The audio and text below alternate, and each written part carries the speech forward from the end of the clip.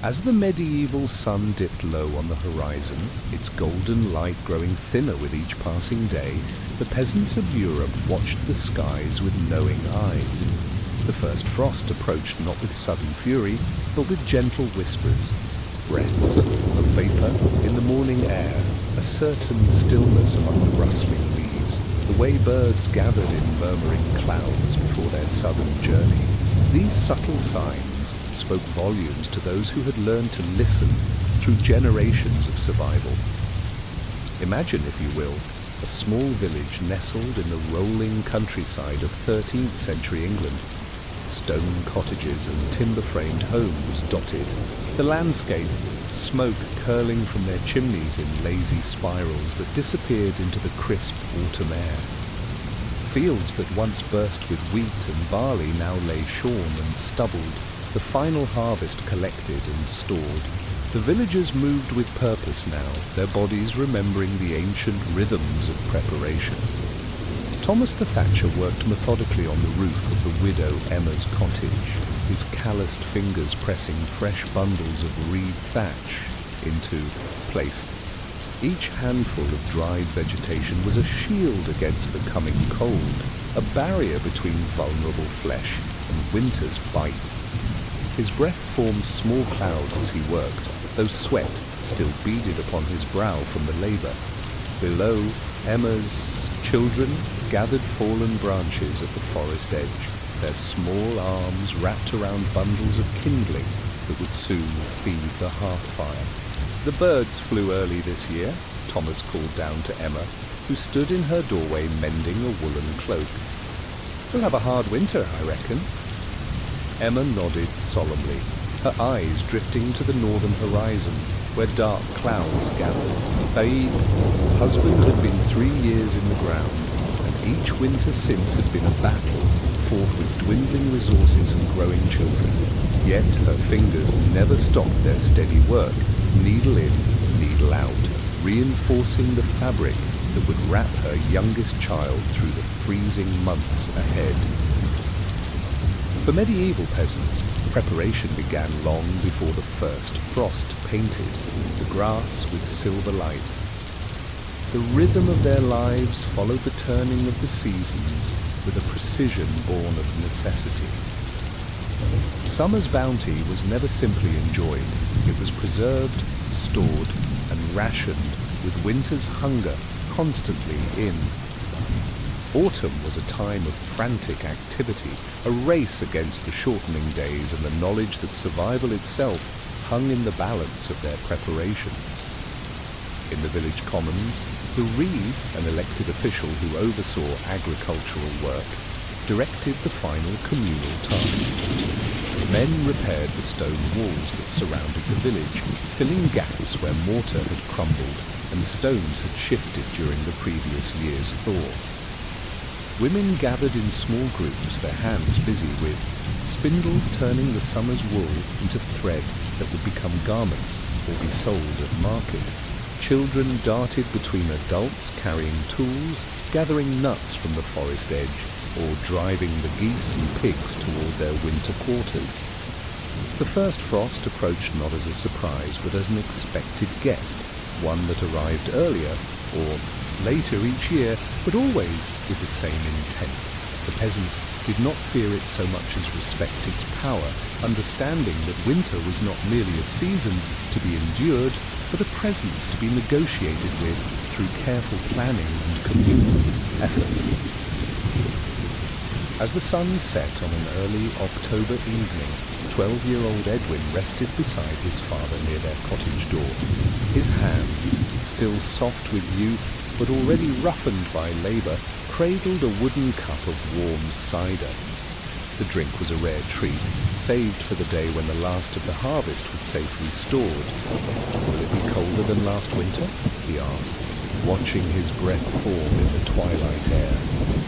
His father, a weathered man named Robert, whose face carried the lines of 40 hard winters, gazed upward at the stars emerging in the darkening sky. The oak trees grew thicker leaves this year, he said thoughtfully, and the squirrels have been gathering more than usual.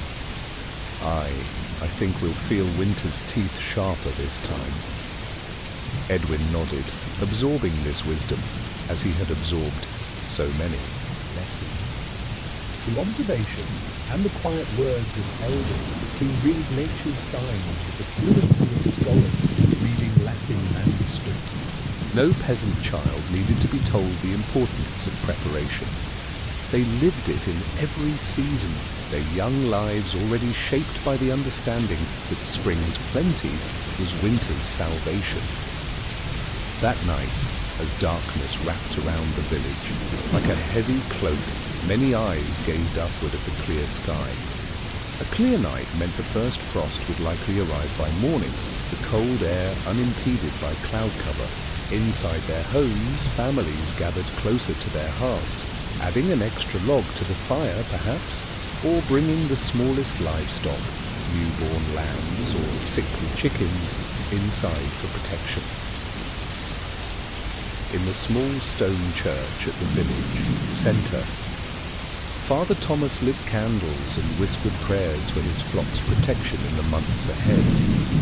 The medieval church marked this season with its own rhythms.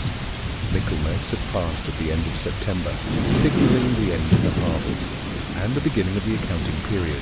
Soon would come All Hallows Eve and All Saints' Day, when the veil between worlds grew thin and the departed were remembered with solemn reverence. Dawn broke with silence, the usual chorus of birds muted by the transformation that had occurred overnight. A blanket of frost covered everything. The thatched roofs, the remaining garden plants, the wooden handles of tools left outdoors. Children awakened to find their breath visible inside their homes, and they hurried to dress in layers of linen and wool before venturing outside to break the thin ice that had formed on water buckets. Emma stood in her doorway, watching as her children marveled at the crystalline beauty of their transformed world. The frost had turned spider webs into delicate works of art, each blade of grass into a tiny sculpture. Beautiful, yes, but Emma saw beyond the beauty to its meaning. The growing season had ended definitively now. Whatever food had been preserved would need to sustain them until spring brought new growth. She turned back to her hearth where a small fire burned. The precious firewood would be carefully rationed now, built up only in the evenings when the family gathered together. During the day, work would keep their bodies warm, and at night they would sleep close together, sharing body heat beneath layers of woolen blankets and the furs of animals hunted in previous winters. Across the village, the first frost triggered a shift in daily activities. The rhythm of life changed as outdoor agricultural work gave way to indoor tasks. Women who had spent summer days in the fields now settled near windows where precious light allowed them to spin, weave, and sew. Men moved their woodworking closer to home, carving utensils, repairing tools, and fashioning the items that would be traded or sold at the winter markets. Medieval peasants understood that survival depended not only on physical preparation, but also on the conservation of energy. Every movement, every task was measured against its necessity and its cost in calories. Bodies that had grown stronger during summer's abundant food now had to perform efficiently on decreasing rations. Thomas the Thatcher completed Emma's roof by midday, patting the fresh thatch with satisfaction. Good thatching could last 20 years or more, but yearly maintenance prevented small problems from becoming catastrophic during winter storms.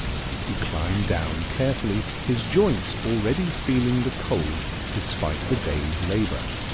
"It'll hold," he told Emma, accepting the cup of thin ale she offered as payment, alongside a few precious coins. "Keep your fire small but steady. Too much heat too quickly will damage the new thatch. Build it up slowly each evening." Emma nodded, understanding the delicate balance required. Too little heat meant freezing. Too much meant risking fire. The most feared disaster in any medieval village. Homes built of timber, thatch and daub were perpetually vulnerable to flames, especially during winter when doors and windows remained tightly closed to preserve warmth. As the day progressed, the frost melted under the sun's weak radiance, but the message it delivered remained. Winter had announced its approach.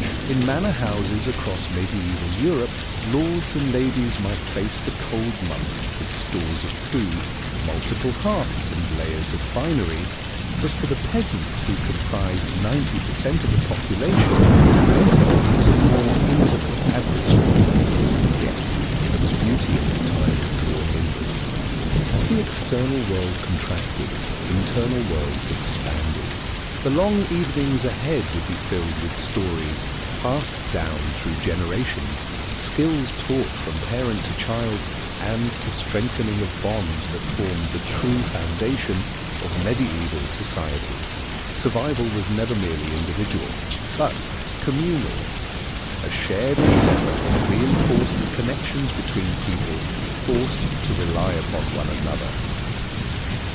When night fell again, faster now with each passing day, the village seemed to glow from within as small fires burned in hearts throughout the community. Outside Edwin's home, his father showed him how to cover their small vegetable garden with a layer of straw, protecting the hardiest winter greens from the deepening cold. The earth remembers summer's warmth, Robert explained, his hands gently placing straw around the base of pale plants. Our task is to help it hold that memory a little longer. Edwin nodded, understanding that his father spoke not just of gardening, but of life itself. How the warmth of better times had to be preserved in body and spirit to endure the inevitably difficult seasons. This wisdom, passed through countless generations of peasants, contained the profound understanding that all of life moved in cycles. Abundance, followed by scarcity, warmth giving way to cold, life yielding eventually to death before beginning anew.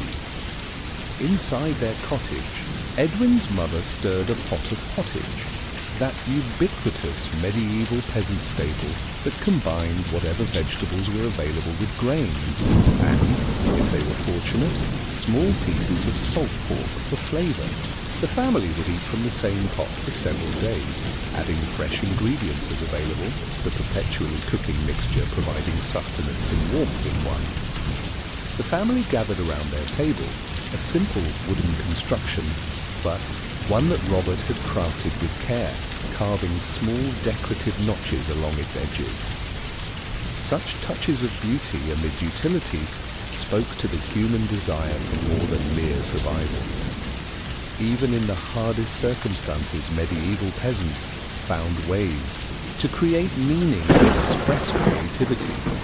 As night deepened and the family prepared for sleep, each member added their cloak to the shared bedding. In wealthier homes across medieval Europe, bed curtains created protective enclaves of warmth, but in peasant cottages the family simply moved their sleeping space closer to the banked embers of the hearth and relied on collective body heat to survive the night. The first frost had arrived, its crystal fingers touching the medieval world with both beauty and warning.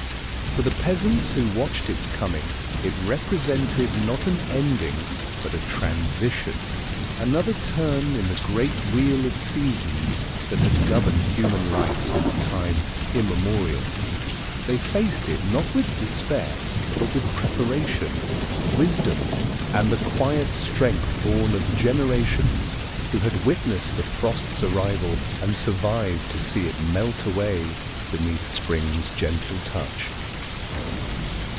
As darkness enveloped the village completely, save for the stars that sparkled with cold fire overhead, the medieval world settled into winter's first embrace, a relationship that would deepen in the months ahead, testing the preparations and resolve of those who had welcomed the frost as an expected, if not entirely welcome, guest. The medieval peasant's home stood as more than mere shelter. It was a carefully designed instrument of survival, evolved through centuries of harsh experience and practical wisdom. As winter settled over the European countryside, these humble dwellings revealed their true purpose, not as static structures, but as living systems intended to preserve the most precious resource of all: warmth. Dawn broke gently over the frost-covered village, illuminating the varied forms of human habitation that dotted the landscape. At a distance, they might appear crude and haphazard to modern eyes. Simple rectangles of timber, stone, and thatch clustered together without apparent order. Yet a closer examination would reveal the deep intelligence embedded in their construction, each element serving multiple purposes in the seasonal battle against the cold. In the center of the village stood the older homes, their foundations dug slightly into the earth, perhaps a foot or two below ground level. This semi-subterranean design wasn't arbitrary but intentional, utilizing the Earth's constant temperature to moderate the home's interior climate. The ground below the frost line maintained a steady warmth, rarely dropping below 50 degrees Fahrenheit, even when air temperatures plummeted far below freezing. Emma's cottage exemplified this traditional design. 3 stone steps led down to her door, which opened into a single room approximately 20 feet long and 15 feet wide. The earthen floor, packed hard by generations of footsteps, had been mixed with lime and animal blood during its construction, materials that created a surprisingly durable surface that retained heat from the day's activities and the central hearth. The floor needs refreshing, Emma told her 13-year-old daughter Marjorie as they kindled the morning fire. We'll mix new clay with straw and smooth it over the worn places. Marjorie nodded, understanding this seasonal task as part of their preparation. The floor wasn't simply walked upon, it was an integral part of the home's thermal system. Fresh clay would seal cracks where precious heat might escape downward, while the addition of straw provided insulation and structure. Above them, the cottage's timber frames stood exposed, massive oak beams fitted together with joinery rather than nails, the wood darkened by years of smoke from the central hearth. Unlike grand manor houses with their stone chimneys, most peasant dwellings featured a simple hearth at the center of the main room, with smoke rising to escape through. A hole in the roof called the louver. This smoke-filled upper space served multiple purposes in winter, preserving the structural timbers against insects, creating a barrier of warm air beneath the roof, and curing meats and herbs hung from the rafters.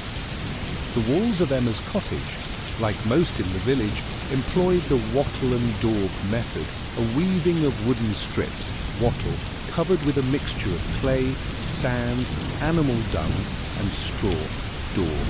This composite material created surprisingly effective insulation, its thickness varying from 6 inches to nearly a foot in homes built to withstand the harshest northern winters. In the northern regions of medieval Europe, particularly Scandinavia, and parts of Scotland, homes were constructed differently, but with the same goal of heat preservation. There, earthen berms were often built up around exterior walls, creating additional insulation and windbreaks. Some homes were almost entirely buried in earth berms with only the roof exposed above ground, transforming them into semi-underground dwellings that maintained remarkably stable interior temperatures despite extreme external conditions. As the morning progressed, Emma set Marjorie to work mixing a fresh batch of daub in a wooden trough. They would use it to repair small cracks that had developed in the walls during the previous year. Another task that couldn't be neglected as winter approached. Each small opening represented heat loss the family couldn't afford. Remember, Emma instructed, the mixture must be thick enough to hold its shape, but wet enough to bind properly. She demonstrated the proper consistency, her experienced hands working the sticky material until it formed a cohesive mass. Your father always said good daub should stick to the trowel when held upside down, but just barely. The mention of her late husband brought a moment of stillness to Emma's movements. Walter had been the village's most skilled builder, his understanding of materials and techniques sought after by families throughout the region. Now, his knowledge lived on only in what he had taught Emma and their children before fever had taken him 3 winters past. Across the village, similar tasks of maintenance and repair occupied most households. Robert and Edwin worked to insulate their cottage's single window, a luxury in medieval peasant homes, but also a vulnerability when winter winds blew.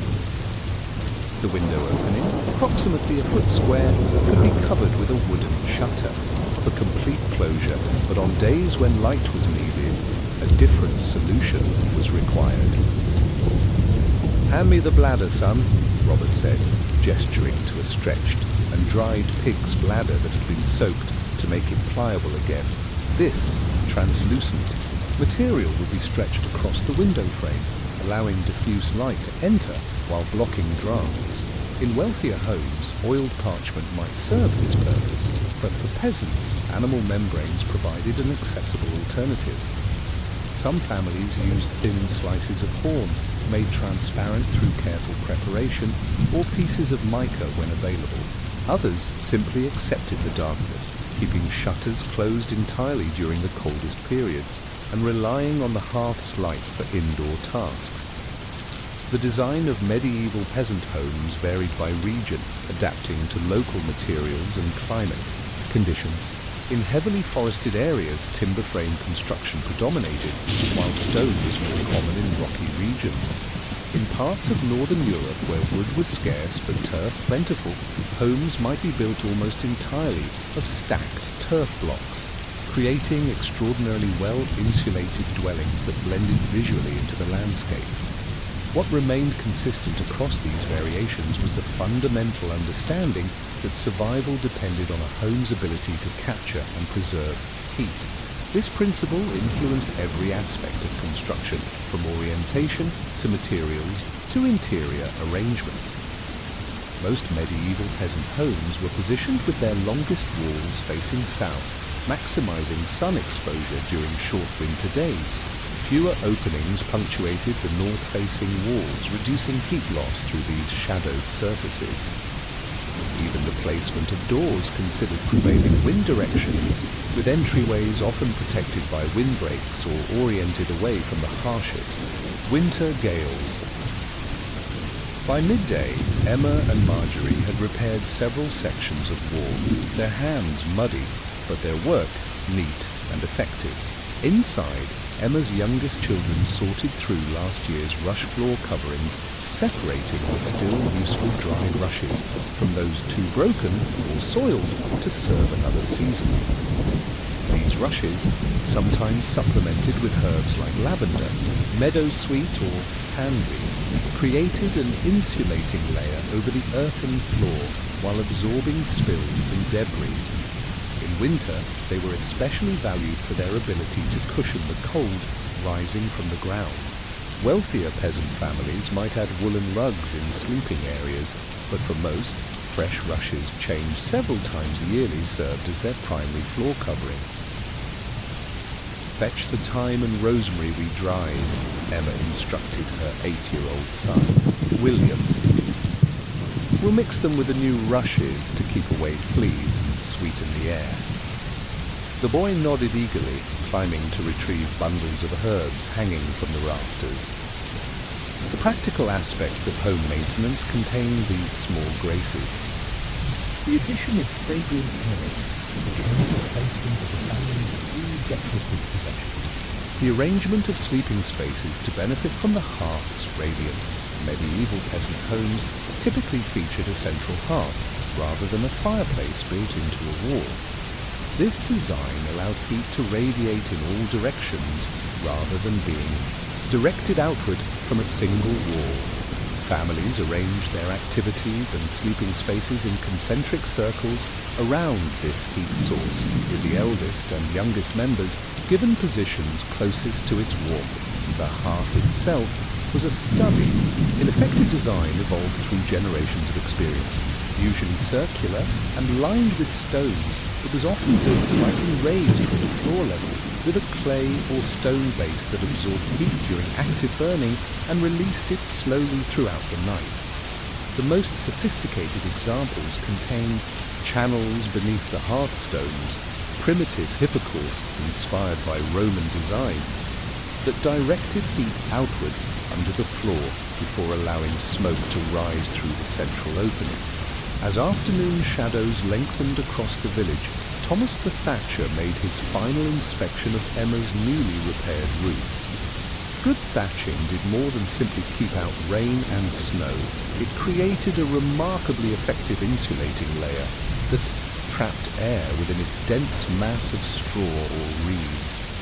The thickness of thatch could reach 2 feet or more in regions with particularly harsh winters, creating a substantial barrier between the home's interior and the frozen world outside.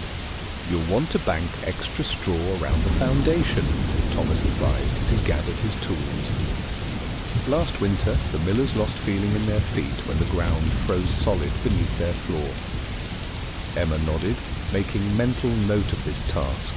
Banking natural materials, straw, leaves, soil or manure, around a cottage's foundation provided critical insulation where wall met earth. This technique, practiced across medieval Europe, effectively extended the building's thermal envelope outward, protecting the vulnerable junction where indoor warmth met outdoor cold. In the village's communal bakehouse, a structure shared by several families, preparations for the next day's baking were underway. Unlike individual cottage hearths, the bakehouse contained a proper bread oven. A domed chamber built of brick or stone could reach and maintain the high temperatures needed for baking. During winter, families often coordinated their baking days, taking advantage of the residual heat to perform tasks requiring warmth, bathing, washing clothes, or simply gathering in the ambient warmth while the oven slowly cooled. We'll take our turn after the Coopers, Robert told Edwin as they passed the bakehouse. I traded Martin 2 arrow shafts for an early position on the list.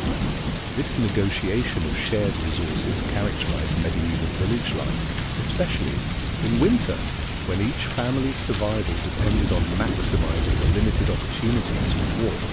The bakehouse, like the village mill and communal barn, represented infrastructure that no single peasant family could maintain alone, but that benefited all through collective use and care. As the sun began its early winter descent, families turned, their attention to preparing their homes for the coming night.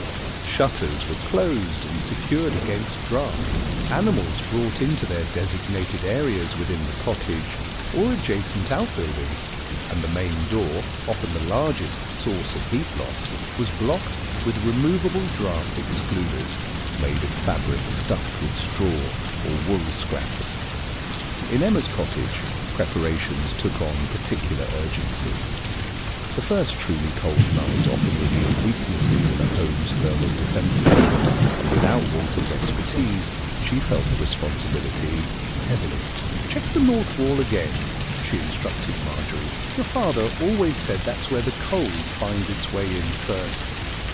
Indeed, the north-facing walls of medieval homes received special attention in winterization efforts.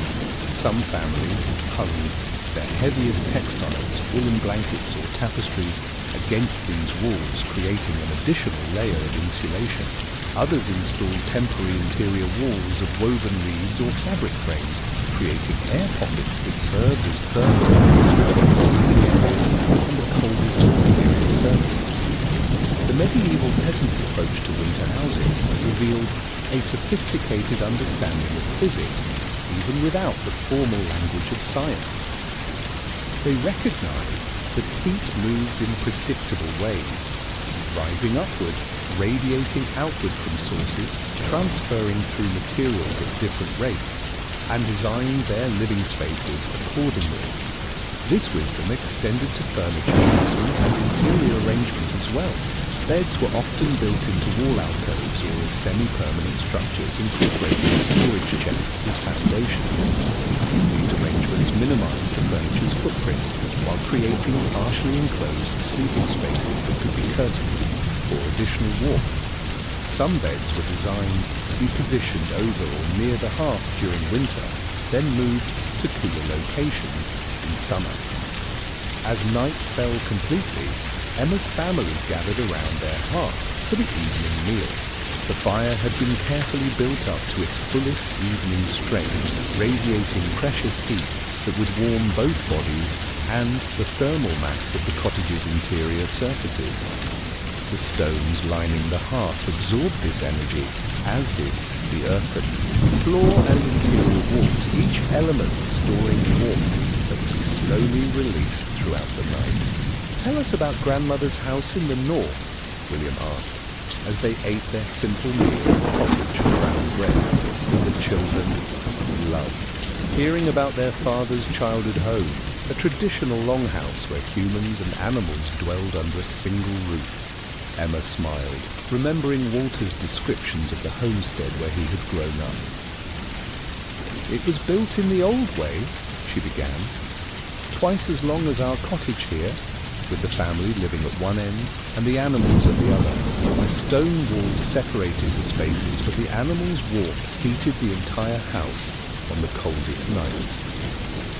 This arrangement, keeping livestock within the human dwelling, represented another widespread strategy for winter survival. The body, heat of horses, cattle, and other large animals provided significant warmth, while their presence elevated the interior temperature through both respiration and the decomposition of their waste. In the harshest northern regions, this practice continued into relatively modern times, with some traditional farmhouses maintaining spaces for animals within the wooden structure well into the 19th century. As the evening progressed, Emma's family prepared for sleep in a carefully choreographed routine designed to preserve warmth. The hearth would be banked, but not extinguished, a skill that involved partially covering live coals with ashes to slow combustion without stopping it entirely. This technique allowed the fire to burn at minimal intensity throughout the night, requiring little fuel while providing consistent low heat. Medieval beds, particularly in peasant homes, were communal by necessity. The entire family typically slept together, not only sharing limited space but also benefiting from collective body heat. Bedding consisted of straw-filled mattresses raised off the floor, with layers of woolen blankets and animal furs providing insulation above.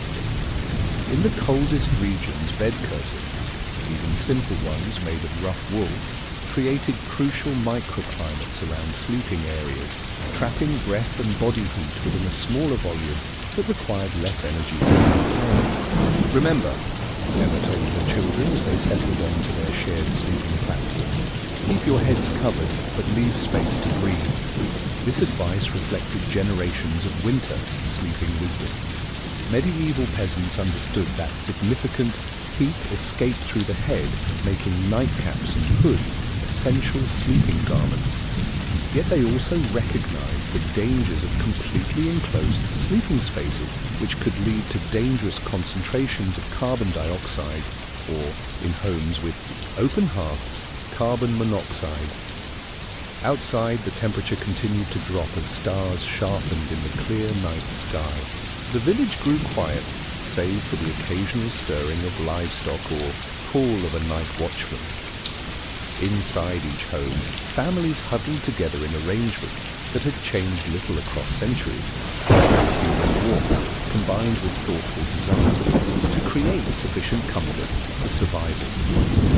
The architecture of medieval peasant homes was not primitive, as often portrayed in popular imagination, but sophisticated in its purposefulness. Every element served multiple functions. Walls that both supported roofs and insulated interiors, thatch that repelled precipitation while moderating temperature, multi-purpose spaces that adapted to changing needs throughout the day and across seasons. These homes represented the accumulated wisdom of countless generations, each contributing observations and improvements to designs that balanced available materials against environmental challenges. The knowledge embedded in their construction spoke to a profound understanding of natural principles, developed through necessity rather than formal study, but no less valuable for its empirical origins. As Emma drifted towards sleep, her youngest child nestled against her side for warmth. She gazed at the dying embers of the hearth through half-closed eyes. The orange glow illuminated the cottage's interior with soft light, gleaming dully from the hanging copper pot and casting long shadows from the room positioned near the wall. This space was more than shelter. It was the physical manifestation of human ingenuity in the face of nature's harshest season. Through darkest winter nights and bitter dawn, these humble structures would stand between vulnerable human bodies and the killing cold, not through brute resistance, but through thoughtful adaptation, using both natural principles and communal knowledge to create environments where life could continue, even when the outside world seemed locked in frozen stillness. In the quiet centre of Emma's cottage, as in peasant homes throughout medieval Europe, the architecture of survival performed its nightly miracle, transforming simple materials into sanctuary, holding the winter at bay through human wisdom expressed in timber, stone, straw, and clay. The first light of dawn filtered weakly through the oiled parchment window as Emma stirred beneath layers of woolen blankets and furs. For a moment she remained still, reluctant to leave the warm cocoon where her children still slumbered. The interior of the cottage had cooled considerably overnight. Her breath formed visible clouds in the chill air. With practiced quietness, she slipped from beneath the covers, quickly pulling a woolen kirtle over her linen shift before her body could register the cold's full bite. Medieval peasants understood that surviving winter required more than just sturdy homes and stored food. It demanded a sophisticated approach to clothing, one that combined available materials with practical design to create protective layers against the season's chill. This knowledge, passed through generations alongside other essential survival skills, represented one of humanity's earliest and most consequential technologies. Emma moved quietly to the hearth, where embers glowed beneath a protective layer of ash.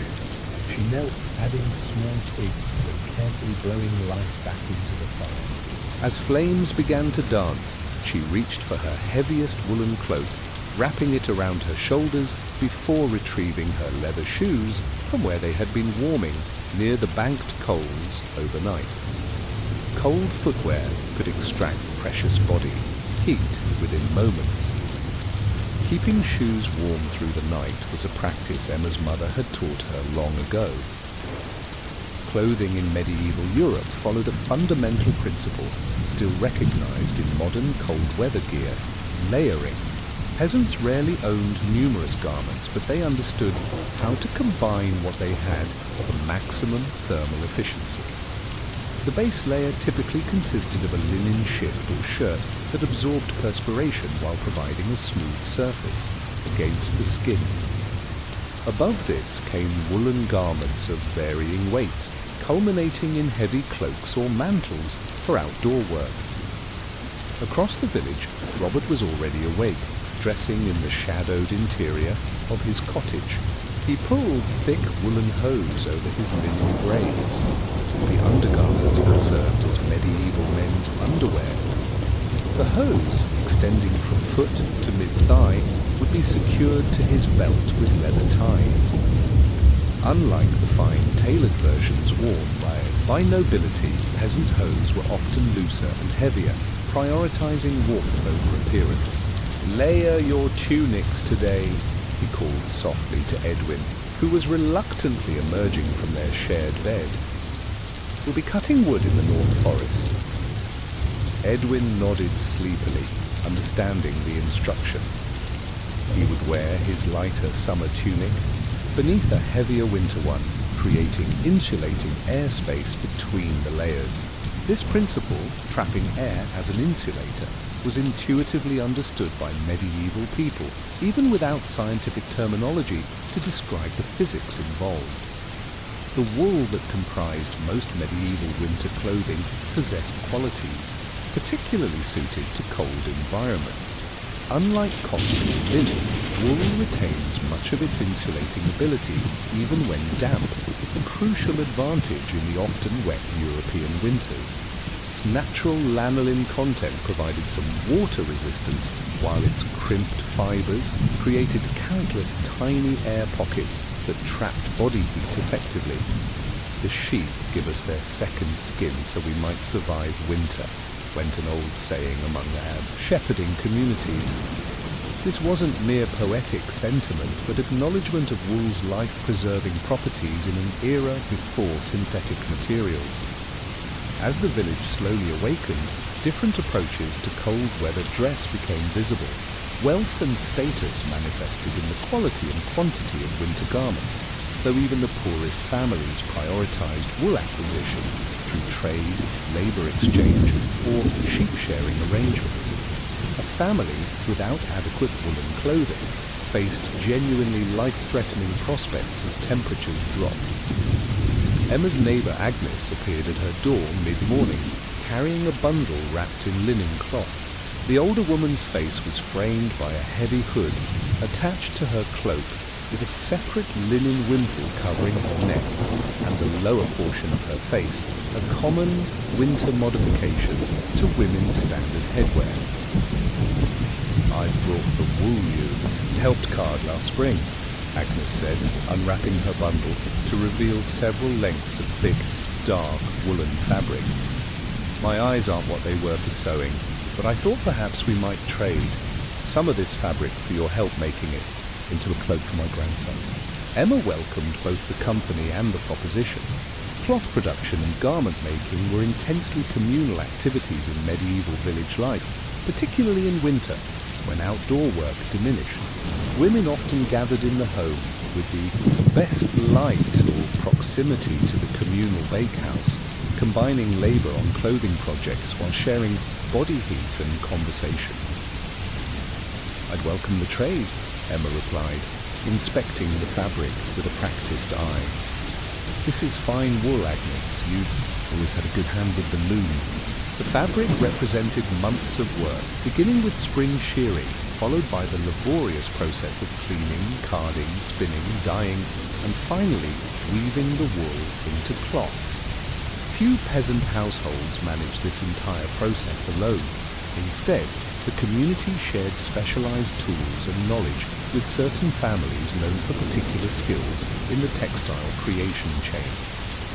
Inside Emma's cottage, Marjorie was already engaged in winter clothing maintenance, her quick fingers moving steadily as she darned a worn area on her brother's woolen cap. Medieval garments were maintained with extraordinary care, often serving multiple generations through constant repair and eventual repurposing. A man's tunic might later become a child's garment, eventually being cut down for baby clothes or quilt pieces, with the final scraps used as fire starters or added to wall insulation. "Remember to use the strongest thread for the heel reinforcement," Emma instructed as she settled beside her daughter with Agnes's wool. The women arranged their work to maximize the light from the small window and the hearth's glow, their practiced hands requiring minimal visual guidance for many tasks. The making and maintenance of winter clothing occupied significant time in medieval peasant life. Unlike modern consumers who might purchase new, cold weather gear seasonally, medieval people invested in garments built to last decades with proper care. Construction techniques reflected this long-term perspective, with sturdy seams, reinforced wear points, and designs that allowed for future alteration as bodies changed or materials wore thin.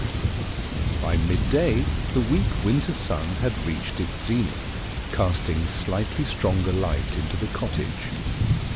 Agnes and Emma worked steadily, cutting fabric for the boy's cloak, according to a pattern that had changed little in centuries. The design prioritized material conservation while maximizing warmth. A semicircular construction that draped naturally around the shoulders without requiring precise tailoring. "My mother always said a good winter cloak should be big enough to wrap twice around the body," Agnes remarked, measuring the fabric carefully. "And long enough to break the wind around the ankles." This wisdom reflected practical experience with winter challenges. Medieval cloaks served multiple functions beyond simple body covering. They could become makeshift blankets, carrying devices for gathered materials, or impromptu shelters when caught in sudden weather. Their design evolved to meet these varied needs while using material efficiently.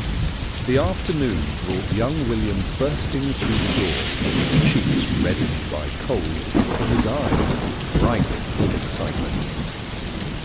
"Father Thomas is distributing the Christ Charity woolens," he announced.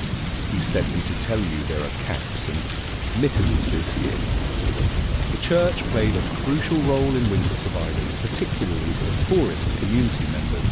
Many parishes maintained charitable stores of essential winter items: hats, mittens, cloaks and shoes, distributed to those in greatest need as winter deepened. These items often came from tithes paid in goods rather than currency, or from specific bequests in the wills of wealthier parishioners who hoped to secure prayers for their souls through such charity. Emma nodded at William's news, setting aside her sewing momentarily. "Tell Father Thomas we'll come after Vespers," she replied. Though not among the village's poorest, her family's circumstances had changed with Walter's death, and the church's winter charity had helped them through the previous 2 winters. The specifics of medieval cold weather clothing varied by region, social status, and available materials, but certain elements remained consistent throughout Europe. Headwear was considered essential, not merely for social propriety, but for survival. Medieval people understood that significant body heat escaped through the head and designed their winter headgear accordingly. Men typically wore woolen caps that covered the ears and neck, sometimes lined with fur when available. Women's head coverings were more complex, involving various combinations of layers, windballs, and hoods that protected the head while signaling marital status and community position. Children were particularly well bundled, with caps often tied securely beneath the chin to prevent loss during play or work. The miller's youngest lost 2 toes to frost last winter, Agnes commented as they discussed the available charity items. They say it was because his shoes were too small and restricted the blood flow. Children's feet grow even in winter because of little extra to feed them. This observation highlighted another critical aspect of medieval winter clothing: fit. Garments needed to be loose enough to allow blood circulation while close enough to trap heat effectively. Many winter garments were intentionally sized larger than necessary, allowing for multiple layers beneath and free movement that generated additional warmth through activity. Footwear posed particular challenges in medieval winter. Leather shoes, the standard for most peasants, provided little insulation and became dangerously slippery on ice. Various adaptations emerged to address these limitations. Straw insoles added crucial insulation, while soles might be studded with nails or wrapped with rope for traction on ice and snow. Wooden pattens, over shoes with raised platforms, kept feet above the snow and mud that they made walking cumbersome. "Walter always wrapped our shoes in rabbit fur for the deepest winter," Emma remarked, demonstrating for Marjorie how to bind fur strips around a shoe with thin leather cords. The fur goes fur side in against the foot, leather side out to shed the wet. Wealthy medieval people might own specialized winter footwear, boots lined with fur or felt, but most peasants adapted their limited footwear through temporary modifications. Some villages maintained communal stocks of ice grips fashioned from bent metal or carved bone, shared among families who needed to travel during icy conditions. As afternoon light began to fade, Robert and Edwin returned from their woodcutting expedition, their arms laden with split logs and kindling. Both were dressed in multiple layers, their outer tunics crusted with snow in places, but their bodies warm from exertion. They had wrapped woolen strips around their lower legs from ankle to knee, a common adaptation for men working in deep snow, creating gaiters that prevented snow from entering their shoes from above. The wind has turned northerly, Robert announced as he stacked the wood near the hearth to dry. We may see heavy snow before morning. This prediction prompted increased activity throughout the village as families completed necessary outdoor tasks before darkness and deteriorating weather confined them indoors. Such weather forecasting relied on generations of observed patterns and physical cues, cloud formations, wind direction, animal behavior, passed through oral tradition with remarkable accuracy. For medieval peasants, the threat of snow brought practical clothing considerations to the forefront. Snow could actually provide insulating benefits around dwellings, but it presented serious challenges for necessary outdoor tasks. Clothing needed to repel moisture while maintaining warmth, a difficult balance with available materials.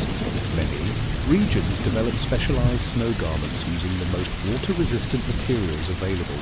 In parts of northern Europe, outer layers might be treated with beeswax or animal fats to increase water resistance, while areas with access to birch trees sometimes utilize birch bark as waterproof wrapping for feet and legs.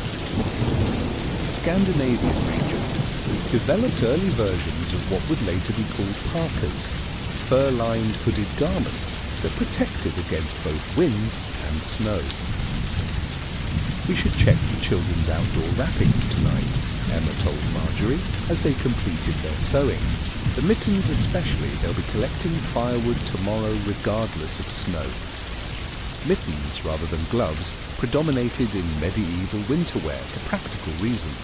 By keeping fingers together rather than separated, mittens allowed shared body heat and improved circulation. They were typically constructed of thick wool, sometimes lined with fur, or padded with raw wool for additional insulation. For work requiring finger dexterity, hybrid designs evolved, partial mittens, with thumb and forefinger separated, or fingerless versions that could be paired with a mitten flap. As evening approached, families throughout the village engaged in similar preparations. Winter clothing was retrieved from storage chests, assessed for repairs, and distributed according to need and growth since the previous winter. Children often received garments passed down from older siblings, altered to fit and reinforced at stress points for another season of wear. For the poorest families, winter clothing often represented their most valuable possessions, worth more in practical terms than any luxury item. The theft of a winter cloak or boots could be life-threatening in harsh conditions, making such crimes particularly serious in medieval legal systems during winter months. Emma and Agnes completed. The new cloak as daylight faded entirely. The finished garment featured a deep hood, secure fastening at the neck, and sufficient length to protect against frigid updrafts. They had incorporated a small interior pocket, a thoughtful addition for carrying fire-starting materials or small food items that benefited from body warmth. "Your grandson will be well protected," Emma said as Agnes prepared to depart. "The wool takes the dye beautifully. The depth of colour will draw the sun's warmth on clear days." This observation reflected another aspect of medieval winter clothing: wisdom. Dark colours absorbed solar radiation more effectively than light ones, providing slight but meaningful additional warmth on sunny winter days. Peasant winter garments typically featured the darker natural wool colours, deep browns, greys and blacks, for both practical insulation and reduced showing of inevitable stains. As night settled fully over the village, families gathered around their hearths for evening meals and activities. In Emma's cottage, the children helped one another with final clothing preparations for the next day. Woolen stockings were checked for holes, mittens paired and attached to lengths of cord that would run through coat sleeves to prevent loss, and outer layers arranged for quick morning dressing in the pre-dawn chill. Medieval night attire differed markedly from modern expectations. Rather than changing into separate sleep garments, most people simply reduced their daytime layers, perhaps sleeping in their linen undergarments or lighter wool tunics. The practice of sleeping fully or partially clothed served both practical and moral purposes, providing immediate warmth upon waking while maintaining modesty in shared sleeping arrangements. Remember, Emma instructed as the family prepared for bed, caps remain on throughout the night. Bare heads invite winter illness. This belief, that exposure, particularly of the head, created vulnerability to disease, was firmly entrenched. In medieval medical understanding, while the specific mechanism wasn't understood as we comprehend it today, the practical effect was beneficial. Keeping the head covered did help maintain core body temperature during sleep. Outside, the first, snowflakes began to fall, large and silent in the darkness. The medieval village settled into its night rhythm, each family wrapped in their layers of wool, linen, and accumulated wisdom.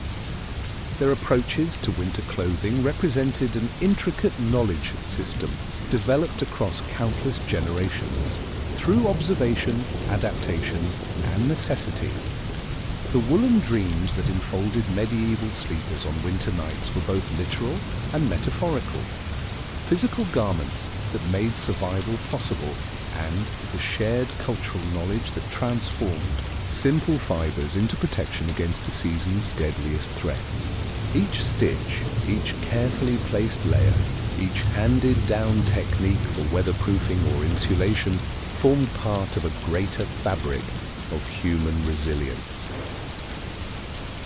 As Emma drifted towards sleep, her children's steady breathing forming small clouds in the dim light of banked coals, she felt the weight of her woolen blankets as a kind of embrace, the tangible manifestation of her community's determination to endure winter's trials and emerge, changed but undefeated, into another spring.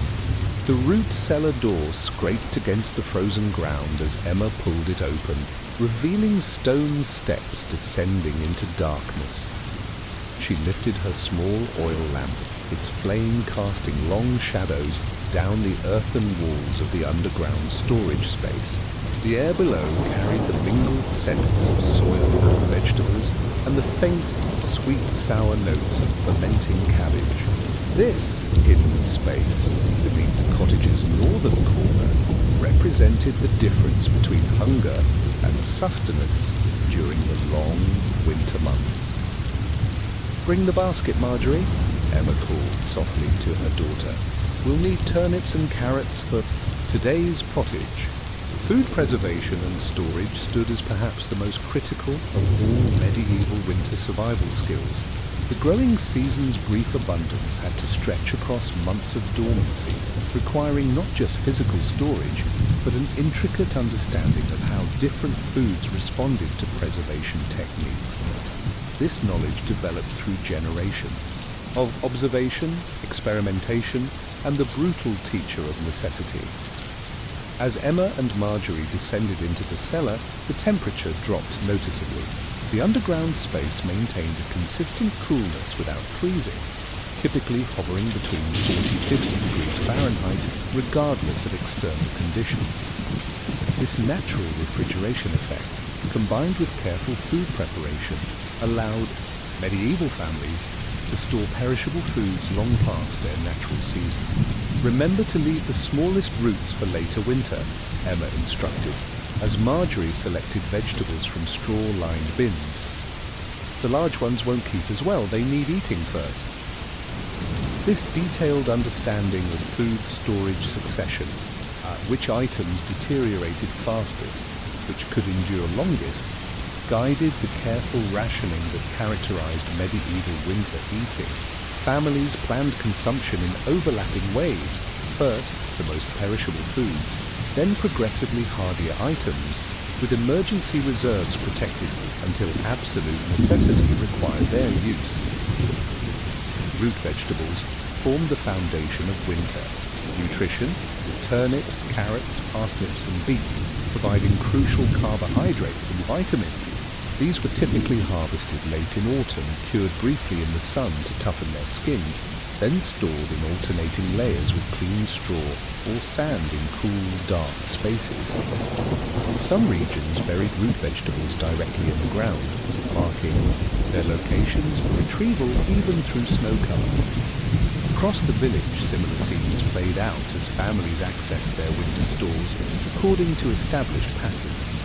The wealthier households maintained freestanding root cellars, small structures partially buried in hillsides with double walls packed with insulating materials. Poorer families might share communal storage or rely on simpler methods. Vegetables buried in straw-filled pits, hanging baskets in the coolest corner of a cottage, or earthenware pots sealed with wax or fat. Robert and Edwin had ventured to the village mill that morning, carrying a small sack of rye to be ground into flour. The mill, positioned along the stream that ran east of the village, operated year-round except during the hardest freezes. When water-powered milling became impossible, families resorted to hand querns, stone grinding implements that required significant labor but ensured continued access to flour.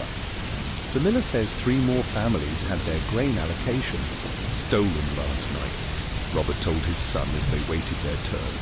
Winter thieves grow bolder each year. Food security took on heightened significance during winter months. Grain stores represented both immediate sustenance and future potential through spring planting. Their protection became a community priority, with village councils organising night watches and establishing secure storage locations. Some communities maintained a collective emergency reserve, contributions from each household set aside for distribution if individual families faced starvation. Food security took on heightened significance during winter months. Grain stores represented both immediate sustenance and future potential through spring planting. Their protection became a community priority, with village councils organising night watches and establishing secure storage locations.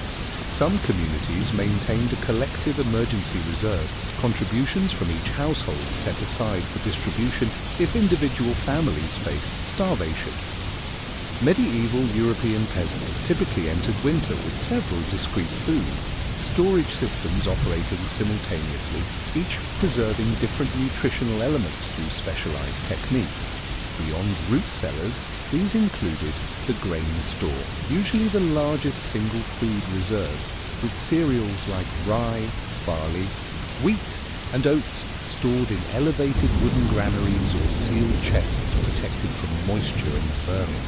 These grains would be ground into flour as needed throughout winter, providing the carbohydrate base for bread and pottage. The salt larder, where preserved meats and fish hung from rafters or rested in brine barrels.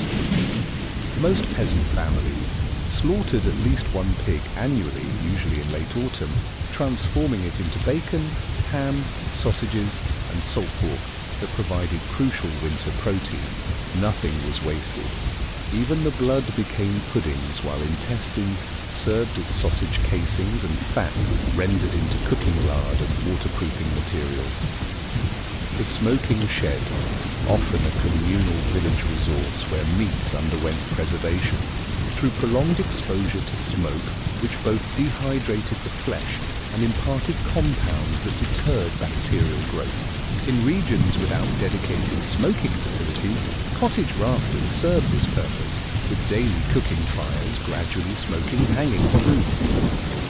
The fermentation cooler, typically the warmest part of the home, where cabbage transformed into sauerkraut, milk into cheese, fruit into wine or vinegar.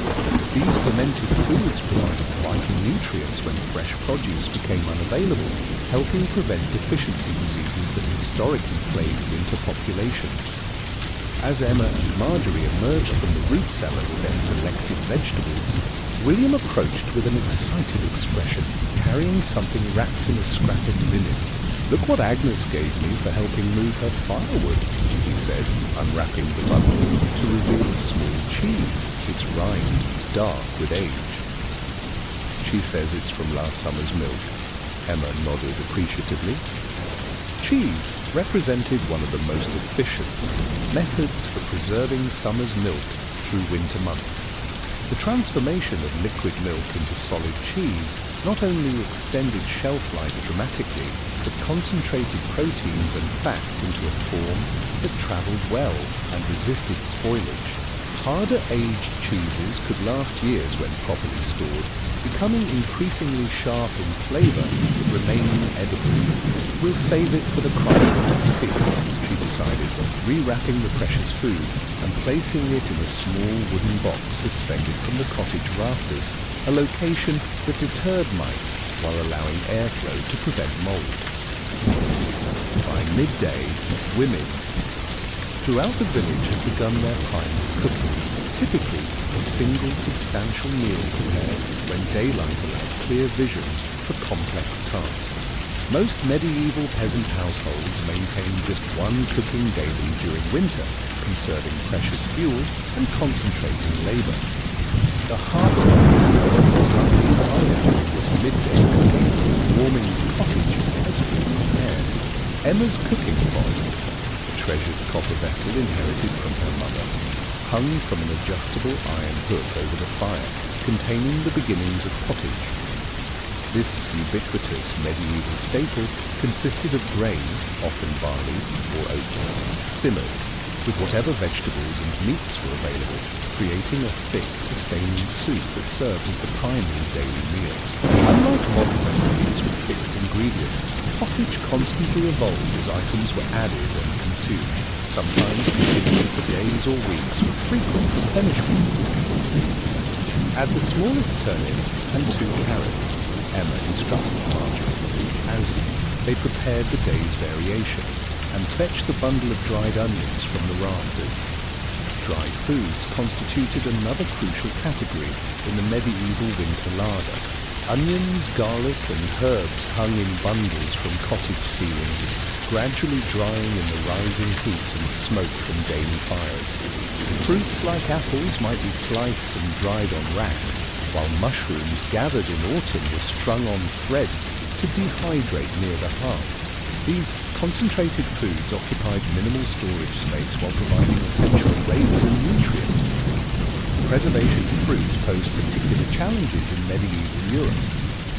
Without sugar as a preservative, honey being expensive and sugar itself a rare luxury, fruits were typically dried, fermented into alcoholic beverages, or preserved in their own juices through careful cooking and sealing. Some regions developed fruit cheeses, concentrated fruit pulp cooked until firm enough to slice, while others preserved fruits in rendered fat, or stored winter apples and pears in straw, where they would remain edible, if increasingly wrinkled, until spring. Robert and Edwin returned from the mill with their freshly ground rye flour, a valuable addition to the household's winter resources. The dark, slightly sour flour would be transformed into bread at the village bakehouse during their assigned slot the following day. Between baking days, the family relied on previously baked bread, intentionally made with more flour and less water than modern loaves, creating dense, hearty breads that resisted molding and remained edible for a week or longer. The miller took his payment in grain as usual, Robert reported, but his wife gave us this in exchange for the rabbit I snared yesterday. He unwrapped a small packet of salt, an essential mineral for both food preservation and human health, often difficult for peasants to obtain in sufficient quantity. Salt played such a vital role in winter survival that it featured prominently In medieval economies and power structures, control of salt sources, whether coastal evaporation ponds or inland salt mines, translated directly to political influence. Many regions maintained salt roads, trade routes specifically for this precious commodity, and salt taxes figured prominently in medieval governance. For ordinary peasants, access to adequate salt could mean the difference between failed or successful food preservation. As afternoon progressed, Emma added the day's bread ration to the pottage, stale bread, broken into the simmering liquid, where it would soften and thicken the mixture. This practice of incorporating older bread into new dishes represented the medieval commitment to eliminating food waste, particularly during winter, when each calorie carried increased importance. Father Thomas announces a church feast after Sunday's Mass, William reported as he completed his assigned task of splitting kindling. They've slaughtered the old ox that pulled the plough last season. Church feasts provided important nutritional supplements during winter, particularly for poorer community members. Religious calendars created rhythm in medieval eating patterns, with feast days allowing more generous consumption, alternating with leaner periods and fasting days. This pattern helped stretch winter food supplies while providing occasional psychological relief from dietary monotony. The feast and fast cycle also created biological efficiency. Bodies accustomed to intermittent fasting developed increased capacity to store nutrients during times of plenty, while the practice of dedicating different days to different food types, fish days, meat days, dairy days, ensured broader nutritional intake and constant consumption of the same foods. As twilight approached, bringing early darkness to the winter village, Emma's family gathered around the hearth for their main meal. The pottage had simmered for hours, developing a rich complexity from its simple ingredients.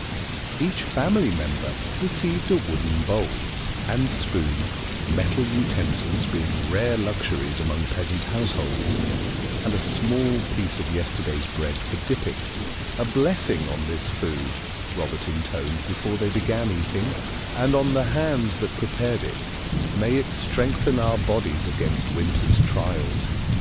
This simple grace reflected the medieval understanding of food as more than mere sustenance. Winter eating involved deeply spiritual dimensions: gratitude for stored abundance, recognition of divine provision, and acknowledgement of the community bonds that enabled survival. Food represented tangible evidence that human foresight, divine favor, and natural cycles had aligned to make continued life possible.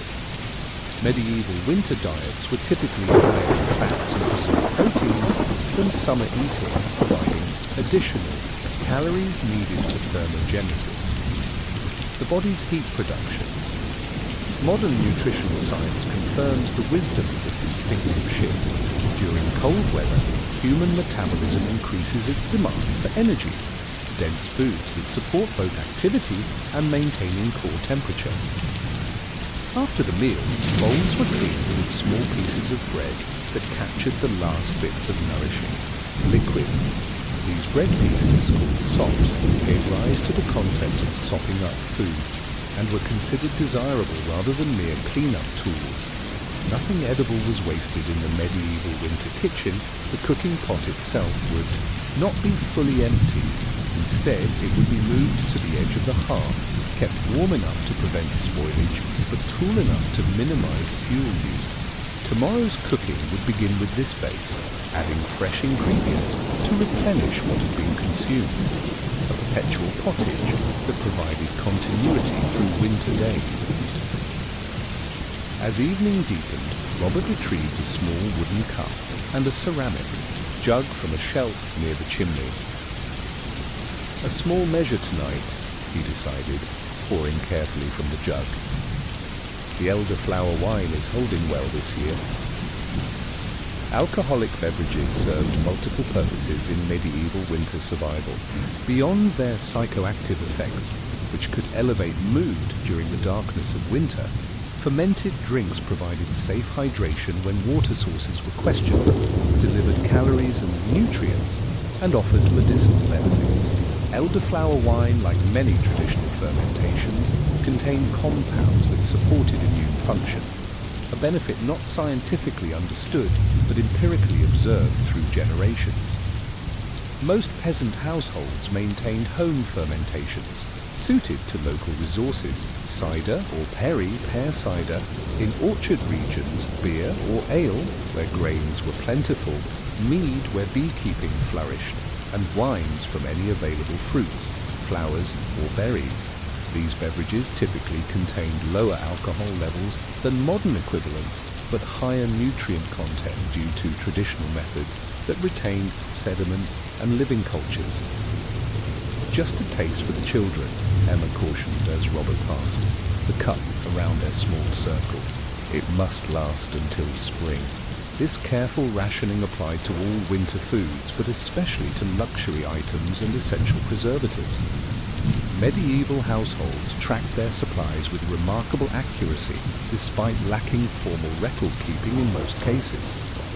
Experience taught how long stores typically lasted, and consumption adjusted accordingly throughout the winter months.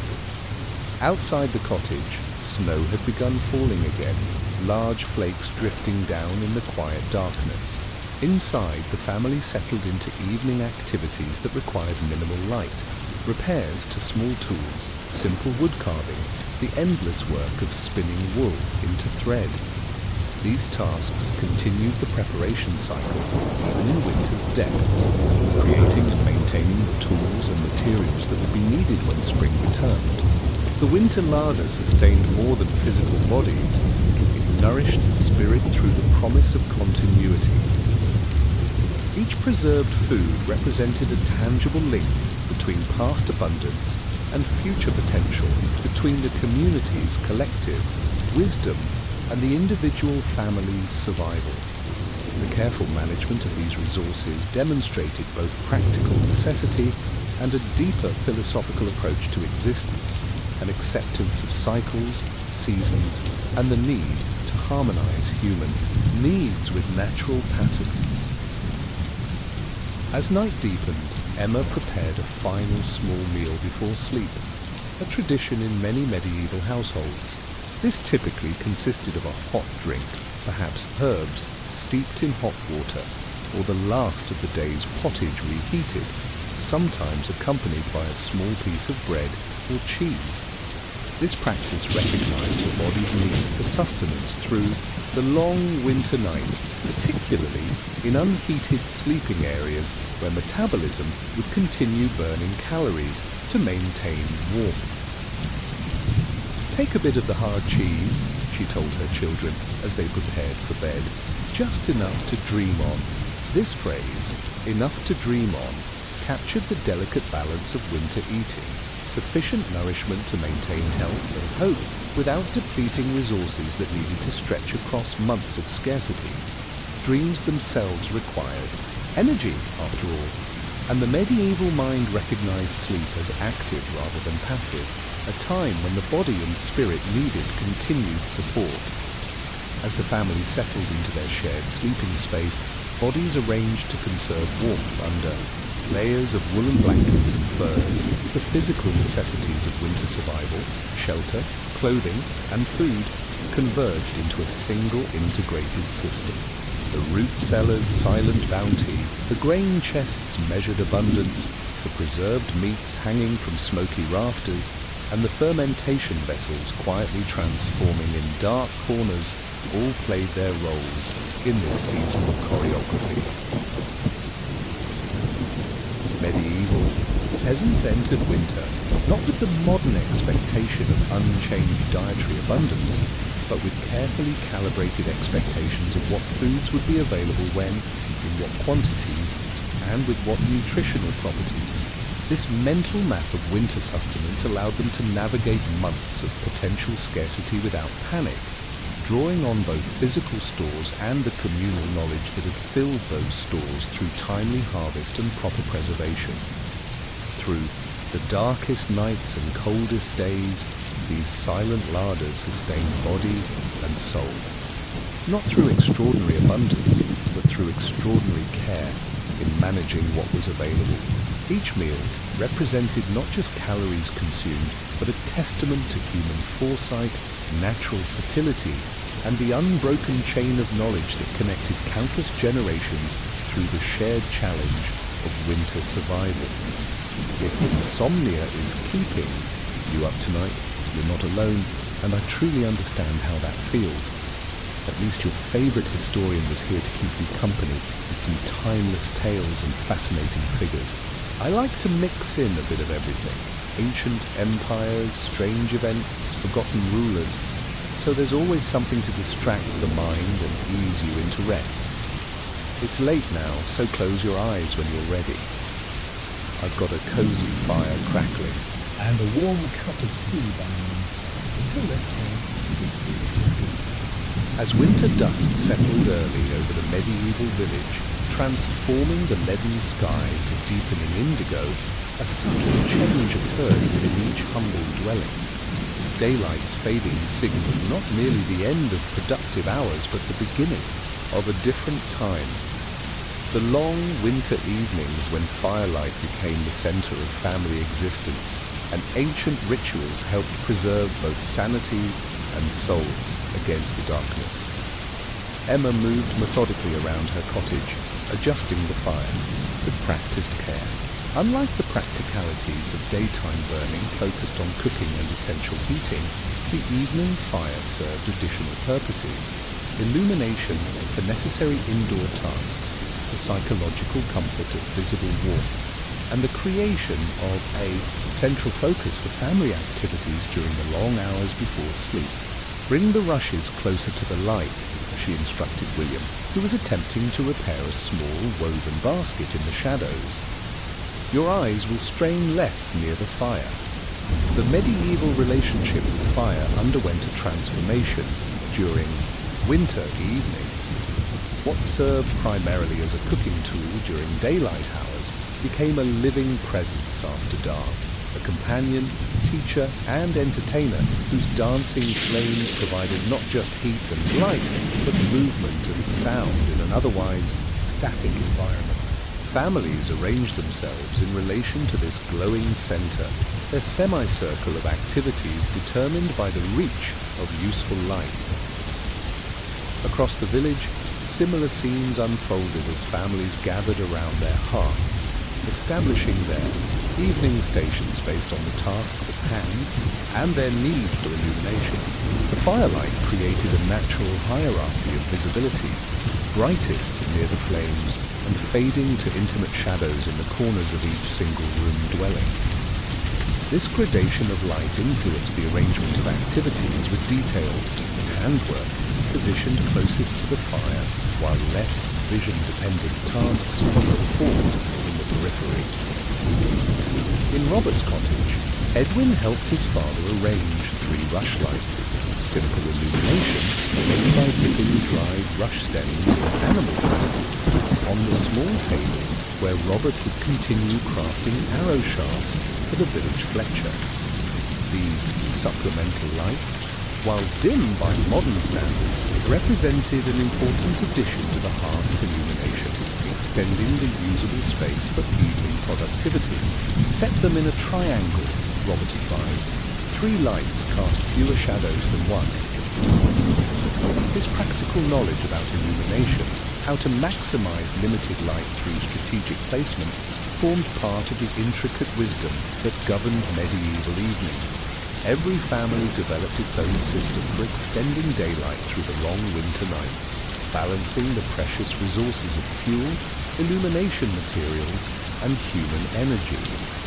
For poorer families, the hearth fire might provide the only evening light, carefully maintained at a level that balanced visibility against fuel consumption. Wealthier households supplemented with candles made of beeswax or tallow, rushlights, or oil lamps that burned animal fat with a floating wick. The quality and quantity of available light directly reflected a family's economic standing, with beeswax candles, clear burning and pleasantly scented, representing a luxury few peasants could afford. As true night enveloped the village, the contrast between illuminated interiors and the absolute darkness outside created a powerful psychological boundary. Winter evenings turned each home inward, transforming humble cottages into self-contained worlds defined by the reach of their fire. This boundary between light and darkness carried spiritual significance in many little understanding. Hearthfire symbolically held at bay not just physical cold, but the supernatural dangers believed to wander in winter darkness. "Tell us a story, Mother," Marjorie requested as she joined Emma in carding wool near the fire. "The one about Saint Martin and his cloak." Storytelling emerged as perhaps the most universal of all winter evening activities, serving multiple essential functions beyond mere entertainment. Stories preserved cultural knowledge, reinforced community values, provided instruction in practical skills, explained natural phenomena, and maintained historical memory across generations. During the forced inactivity of winter evenings, oral tradition flourished with particular vigor. Emma smiled, setting her cards aside momentarily.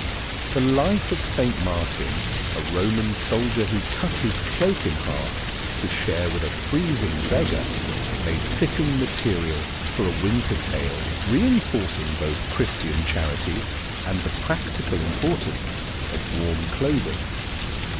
She began the familiar narrative with traditional opening phrases that signaled a formal storytelling session rather than casual conversation. In days long past, when our Lord's Church was still new upon the earth, there lived a soldier in the Roman lands. Throughout medieval Europe, winter evenings resonated with similar tellings. Professional storytellers, travelling minstrels and bards, might visit larger villages or manor houses, but most winter tales emerged from family repositories of knowledge passed through generations with regional variations. Certain stories belonged specifically to winter evenings, appearing annually like old friends returning when the days grew short. These winter tales often featured common elements regardless of cultural origin: the triumph of cleverness over strength, the rewards of generosity during scarcity, the importance of community bonds, the cyclical nature of seasons, and the promise that darkness would eventually yield to returning light. Through narrative structure, they reinforced the psychological resilience necessary for winter survival. In the cottage of Thomas the Thatcher, a different evening ritual unfolded. As the most skilled roof maker in the village, Thomas dedicated winter evenings to teaching his craft to his apprentice, a 15-year-old boy named Peter. Unable to practice actual thatching during winter, they instead prepared materials for spring work, sorting reeds, making specialized tools, and practicing intricate knotting patterns using straw. "Watch how my fingers move," Thomas instructed, demonstrating a complex binding technique by firelight. The trick lies in maintaining even tension throughout. This winter transfer of specialized knowledge characterized many medieval evenings. Without formal educational systems for most practical skills, winter provided crucial time for intensive instruction. Master craftspeople used these dark hours to ensure their knowledge continued beyond their own lifetimes, preserving techniques refined through generations of experience. Similar scenes occurred throughout the village, a grandmother teaching granddaughters the patterns for lace making, a father guiding sons through the proper method for knotting fishing nets, a mother demonstrating herb combinations for healing poultices. Firelight illuminated not just physical spaces, but the transmission of cultural heritage through tangible skills. As Emma concluded her story about St. Martin, her children's responses reflected its familiar comfort. William asking specific questions about details he particularly enjoyed, Marjorie connecting the tale to a similar story about a local noblewoman known for her winter charity. These interactions revealed another function of evening storytelling: the development of narrative intelligence and cultural literacy that help children understand their world and their place within it. Beyond individual household activities, medieval winter evenings also featured communal gatherings that served both practical and social purposes. On this particular night, several families congregated at the village bakehouse, taking advantage of residual heat from the day's baking. There, with space warmer than most individual cottages, women had brought spinning and weaving, while men repaired tools and children played simple games on the stone floor. "The wool works better in this warmth," observed Agnes, as her spindle whirled. "The fibres separate more easily when they're not dampened by cottage air." This practical observation highlighted how medieval people adapted their activities to available conditions. Certain tasks benefited from the particular environments created in specific village spaces. The bakehouse with its residual heat, the church with its relative dryness, the mill with its ambient noise that supported louder socialization. Winter evenings saw strategic use of these varied microclimates for appropriate activities. Communal gatherings served crucial social functions during winter months when outdoor interaction decreased dramatically. They prevented the isolation that could lead to psychological distress, maintained information networks through informal conversation, and allowed burden sharing during a challenging season. Young people found marriage prospects, children formed peer bonds, and elders exchanged medicinal knowledge within these violet social spaces. The village priest, Father Thomas, often participated in these gatherings, using the opportunity to reinforce religious instruction informally. On this evening, he had brought his precious possession, a manuscript book of hours with several illustrated pages to show the children gathered at the bakehouse. Few villages could be, but the visual imagery of religious manuscripts provided powerful teaching tools when explained by a literal interpreter. "See how the illuminator has painted January." Father Thomas pointed to a calendar image showing figures huddled by a fire. "Even the saints and noble folk must warm themselves in winter." This observation prompted knowing laughter from the gathered villagers. The recognition that certain experiences transcended social boundaries. Winter cold affected all humanity, though with vastly different consequences depending on resources and shelter. The manuscript's illustration validated their experience while placing it within a broader cosmic framework where seasons reflected divine order. As the evening deepened toward full night, activities in both individual homes and communal spaces shifted toward those requiring less visual acuity.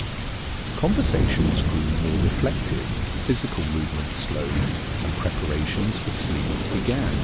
Medieval people recognized the body's natural response to darkness, the gradual increase of melatonin, the slowing of metabolism, and generally aligned their activities with these biological rhythms rather than fighting against them.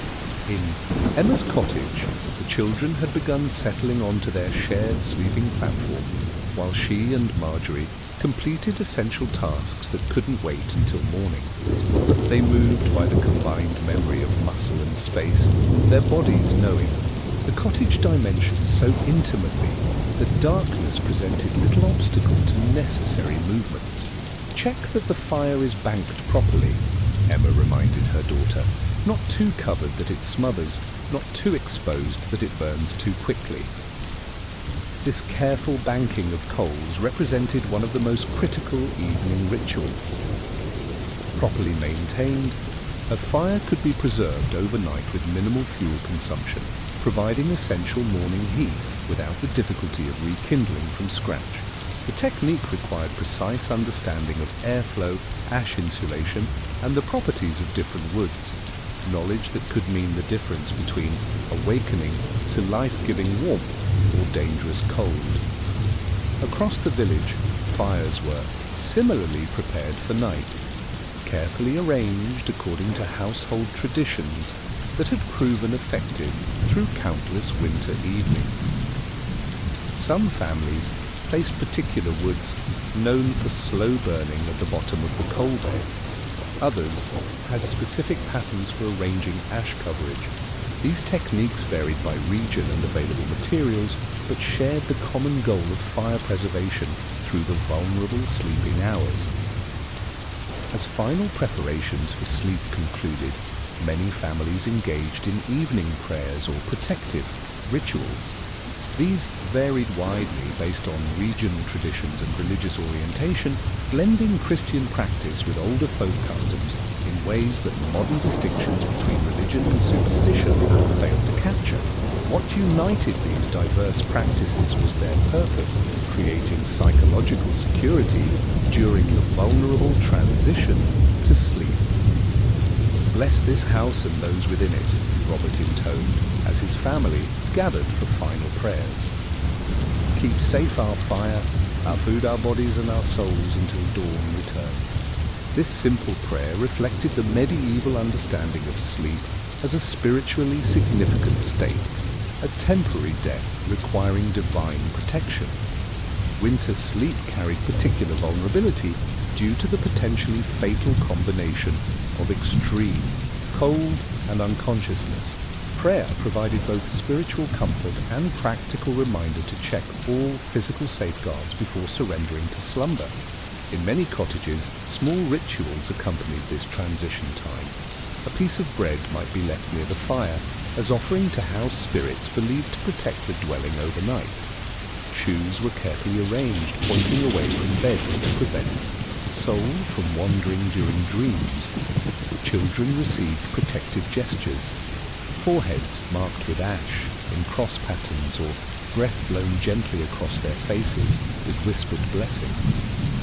These evening rituals, diverse across regions but similar in purpose, created psychological boundaries between waking and sleeping states while acknowledging the special vulnerability of winter nights. They provided closure to the day and prepared both body and mind for the long darkness ahead. As families settled into their shared sleeping spaces, typically raised platforms covered with straw mattresses and layers of woolen blankets, the hearth fire entered its night phase. Flames surrendered to glowing coals that cast a subtle, pulsing light through the darkened interior.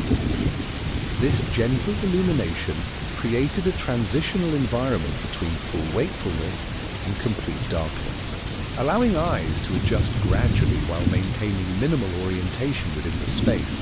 "Watch the shadows dance," Emma whispered to her youngest child, who still struggled against sleep despite the late hour. "See how they tell their own silent stories on the wall." This quiet observation directed the child's attention to the hypnotic play of faint light and shadow, nature's original entertainment that had soothed countless generations towards sleep. The random patterns created by dying firelight stimulated the imagination while gradually lulling the mind toward dreams, a natural sedative that required no resources beyond the necessary night fire. Throughout the village, similar scenes of gradual transition from evening activity to nocturnal rest unfolded according to family customs and needs. Elderly members might receive extra bedding or positions nearest the fire's residual warmth. Young children typically slept between adults for additional body heat and security. Those suffering winter ailments received special arrangements, elevated positions for respiratory conditions or closer fire proximity for joint pain. "Grandfather's cot is worse tonight," noted Edwin as his family settled. "Should we move his bed closer to the hearth?" These nighttime care considerations demonstrated how medieval families adapted sleeping arrangements based on changing needs rather than maintaining fixed positions. The single-room dwelling, rather than limiting privacy, created opportunities for immediate response to distress and continuous monitoring of vulnerable family members throughout the night.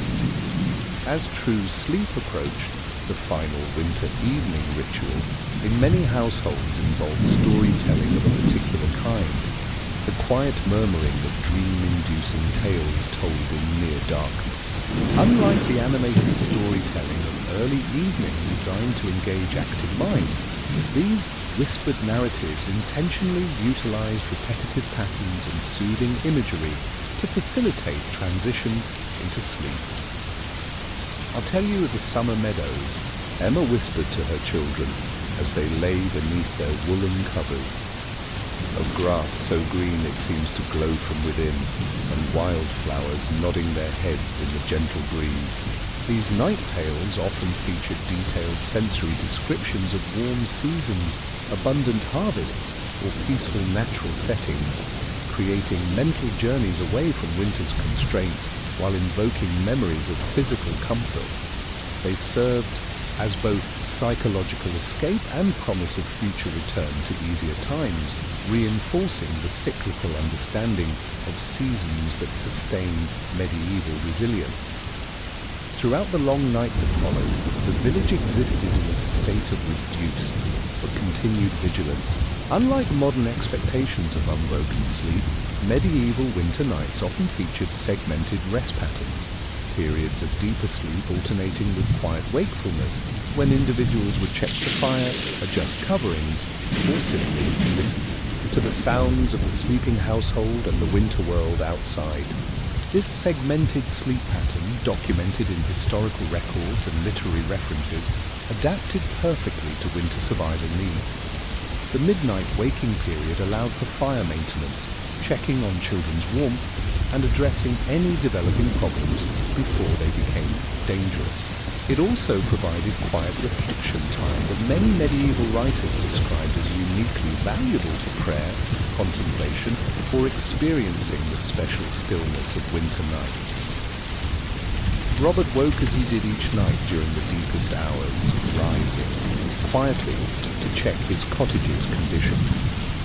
He added a carefully selected log to the fire's embers, inspected the door to ensure no drafts had developed, and gently adjusted the coverings over his sleeping children. Through the small window, he glimpsed stars of extraordinary brightness in the clear winter sky, a sight that never failed to evoke a moment of wonder despite the season's hardships. These midnight observations connected medieval people to the celestial rhythms governing their world. Winter stars appeared with remarkable clarity in the cold air, allowing even untrained observers to note patterns and movements that helped track the seasonal progression. The winter night sky served as both calendar and compass, its familiar constellations, confirming humanity's place within larger cosmic patterns. As Robert returned to his sleeping place, his mind filled with quiet calculation. How many weeks remained before first thaw? How the family's food stores were holding against their planned trajectory? What tasks awaited when dawn eventually arrived? This midnight planning time allowed adjustments to survival strategies based on current conditions and emerging needs, providing crucial adaptive flexibility. Similar moments of night wakefulness occurred throughout the village, creating an invisible network of semi-conscious vigilance that helped protect the community during its most vulnerable hours. The very old and very young might sleep through the night, but most adults maintained this intermittent waking pattern that served both practical and spiritual purposes in the medieval world. Eventually, even these wakeful guardians returned to sleep for the final hours before dawn. The village fell into its deepest meditative slumber as the winter night reached its coldest point, that critical threshold just before dawn, when the previous day's accumulated warmth had fully dissipated and the sun's return remained hours away. This pre-dawn period represented winter's greatest threat, when body temperatures naturally dropped to their lowest daily point, coinciding with the environment's coldest moment. Medieval wisdom addressed this vulnerability through specific information, saving a portion of fuel for pre-dawn rekindling, arranging sleeping positions to maximize shared warmth, and using the highest insulation coverings over the usual layers. When, The first pre-dawn light finally crept above the horizon. Not true sunrise, but the faint lightning that preceded it by nearly an hour. The winter village began stirring again. Those responsible for morning fires rose first, moving quietly in near darkness to transform banked coals into active flames that would greet other family members as they woke. Emma knelt before her hearth in this hushed transitional time, her experienced hands arranging kindling around the night's preserved embers. She blew gently on the coals, watching as tiny flames began dancing among the small sticks she'd prepared the previous evening. This daily rekindling represented both practical necessity and symbolic continuity, the preservation of fire from one day to the next, mirroring the community's determination to maintain life through winter's challenges. As flames grew stronger, illuminating Emma's face with warm light, she allowed herself a moment of quiet reflection before the day's demands. The evening rituals completed and morning ones beginning, she occupied that liminal space between, the brief daily renewal that sustained her through winter's length. In the firelight's glow, past and future temporarily balanced, offering strength for whatever the day might bring. Throughout the medieval village, similar flames rekindled in dozens of hearths, each representing a family's successful passage through another winter night. Together, they created a constellation of human persistence, earthbound stars defying darkness through accumulated wisdom and shared determination to witness another spring. The firelight that had guided evening activities witnessed night. Rituals and survived in banked coals now emerged again into active service, ready to warm bodies, cook food, and center family life for another day in winter's long journey. In its dancing light, medieval people found not just physical survival, but the psychological and spiritual sustenance that transformed mere existence into lives worth preserving through the darkest season.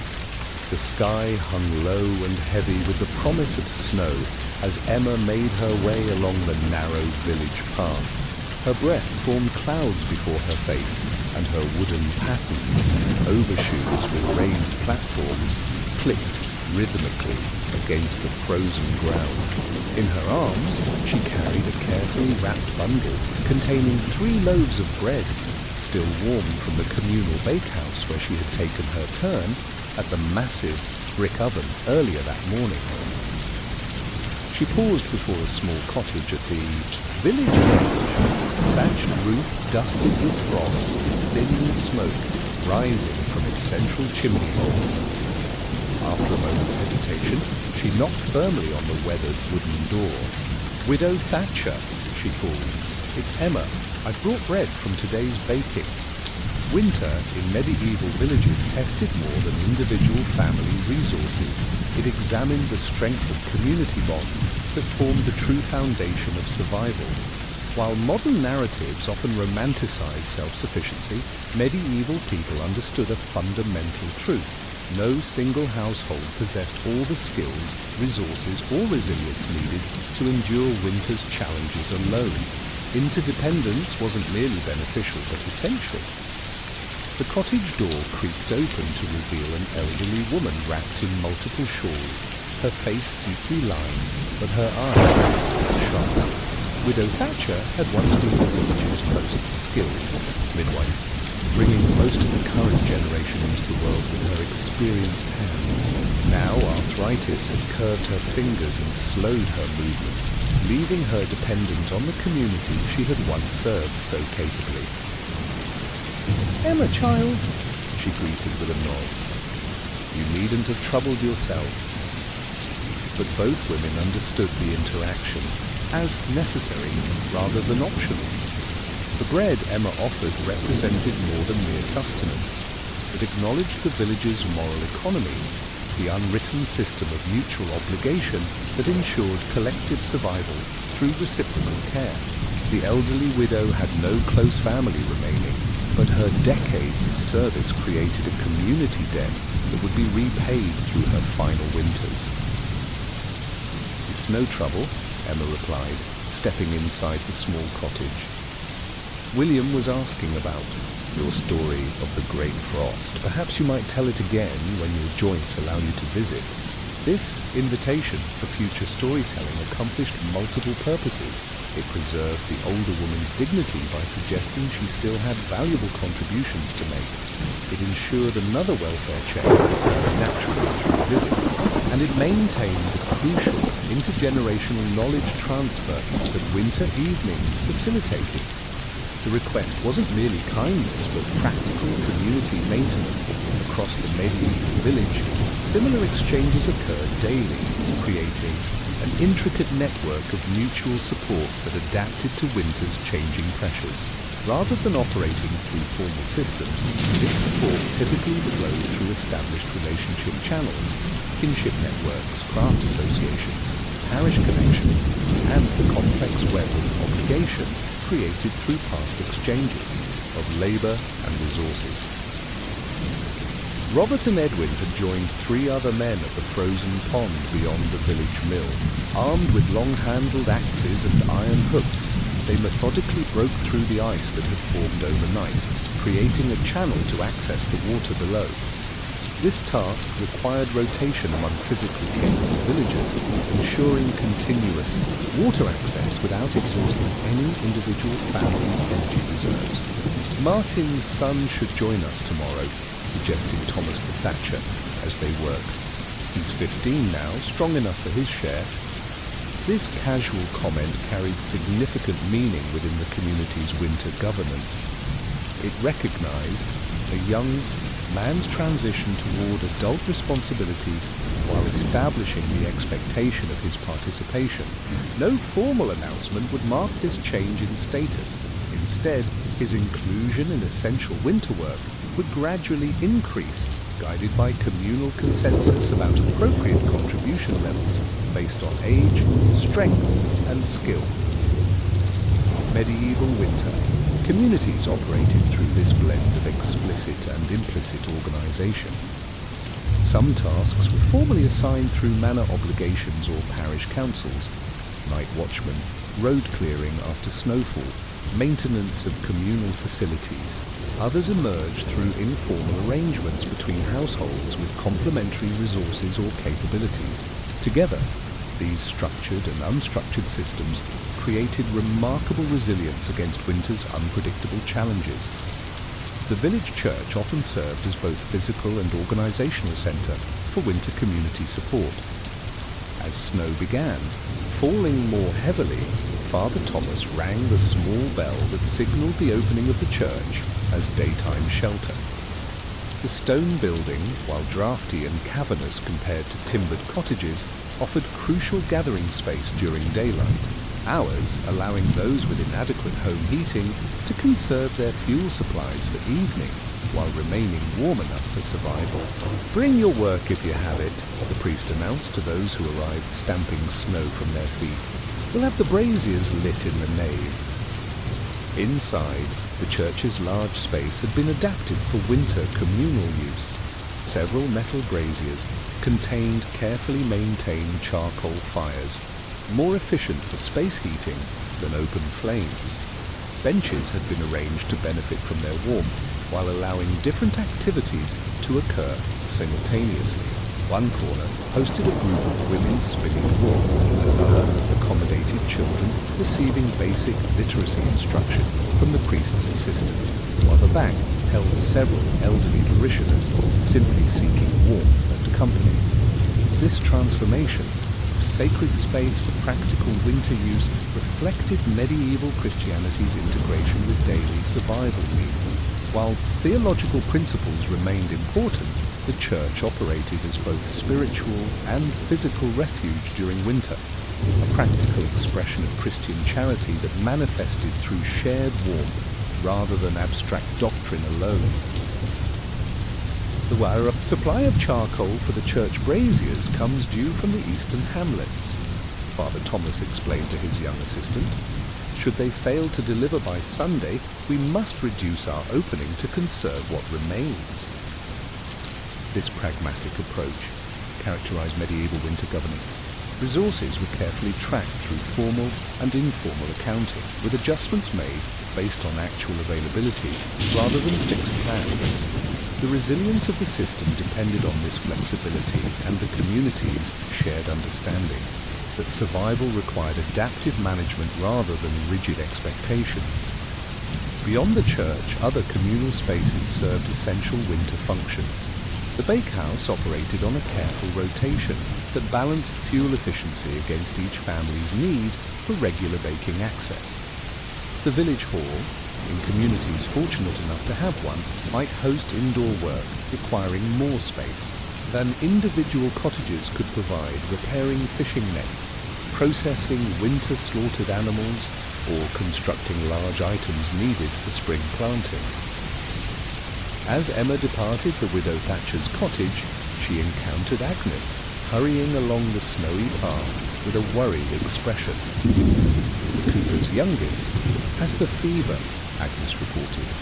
Catherine sends for any who know the willow bark remedy. Their supply has gone mouldy. This news activated another aspect of medieval winter community function, collective medical response. Without professional healthcare, villages relied on distributed knowledge of healing practices. Each household typically maintained basic medicinal herbs and remedies, but no family could stockpile everything potentially needed. Instead, the community's medical resources existed across multiple households, mobilized through information sharing when illness struck. "I have dried willow bark," Emma responded immediately. "And honey for the bitter taste. Marjorie can watch my little ones if you'll help me prepare the decoction." This rapid reorganization of responsibilities illustrated the medieval community's capacity for emergency response. Within minutes of learning about illness in one household, resources and labor began flowing toward the need, through central coordination, but through direct, neighbor-to-neighbor communication and the shared understanding that today's assistance would be reciprocated when circumstances reversed. Medieval communities understood that winter illness represented threats beyond the individual sufferer. Disease could spread rapidly through closely quartered winter living arrangements, and one family's incapacitation could break crucial links in the village's survival network. Prompt collective response to illness served both compassionate and practical purposes within this interdependent system. By midday, several women had gathered at the Cooper family's cottage, bringing varied contributions. Emma's willow bark lay fever, Agnes's mustard plasters for chest congestion, Widow Bennet's special honey mixture for soothing sore throats. They worked together preparing remedies while also managing the household's disrupted routine, keeping the fire properly maintained, supervising other children, preparing food that would require minimal effort from the exhausted parents. "We'll arrange a watching schedule," decided Catherine, the most experienced of the village's informal healers. 2 women each night until the fever breaks so the parents can rest. This systematic approach to illness support demonstrated another aspect of winter community function, the ability to sustain increased care demands through labor sharing. Rather than any single neighbor bearing the full support burden, the responsibility distributed across multiple households, making the response sustainable even if recovery proved lengthy. Meanwhile, at the village edge, a different kind of community mobilization was occurring. Word had spread that wolf tracks had been spotted near the winter sheep enclosure, a serious threat that required immediate attention. 6 men with spears, decided the village reeve, the locally elected official who oversaw agricultural matters. Who to reinforce the enclosure or to track the pack and drive it eastward away from our grazing land. This response demonstrated how medieval communities maintained defense capabilities despite lacking formal military structures. Winter predator threats activated pre-established response patterns, with able-bodied men temporarily forming protective units, while others compensated by absorbing their regular responsibilities.